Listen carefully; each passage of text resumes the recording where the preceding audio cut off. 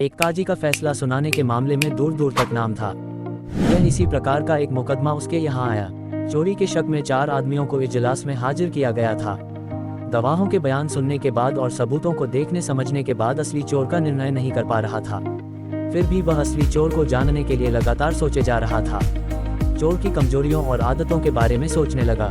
वह जानता था कि चोर डरपोक होता है और उसे हमेशा इस बात का डर बना रहता है कि उसको पहचान न लिया जाए। काजी ने ये सारी बातें सोचकर शक में लाए गए मुजरिमों को गौर से देखा। एक एक चेहरे पर नजर गड़ाकर देखते रहे।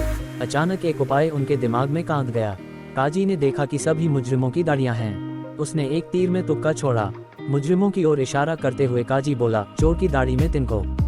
सबकी निगाहें उनकी दाढ़ियों पर जा पहुंची। दरोगा की निगाहें भी उधर ही थीं। असली चोर ने सोचा कि कहीं मेरी दाढ़ी में तो तिनका नहीं है। यही सोचकर उसने दाढ़ी पर हाथ फेरा। दाढ़ी पर हाथ फेरते ही काजी ने कहा, चोर यही है, इसे गिरफ्त में ले लो और बाकी सबको बाइज्जत छोड़ा जाता है। दरोगा उसे ले जाते हुए रास्ते में सोचता रहा कि किस तरह अंधेरे में तीर मारा और सीधा निशाने पर लगा चोर की दाढ़ी में तिनका। यही करता था कि किसी बेगुनाह को सजा ना हो। कोई मुकदमा ऐसा आता था जिसमें वह अपनी बुद्धि का बहुत अच्छा परिचय देता था। इसी प्रकार का एक मुकदमा उसके यहाँ आया।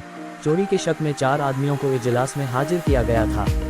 गवाहों के बयान सुनने के बाद और सबूतों को देखने समझने के बाद असली चोर का निर्णय नहीं कर पा रहा था।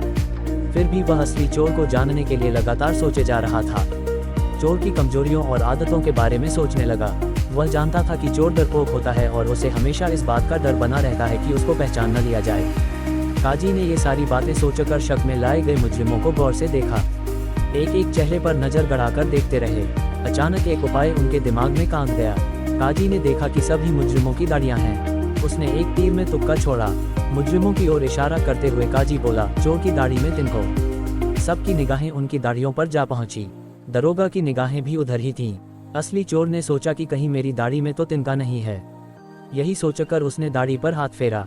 दाढ़ी पर हाथ फेरते ही काजी ने कहा, चोर यही है, इसे गिरफ्त में ले लो और बाकी सबको बाइज्जत छोड़ा जाता है।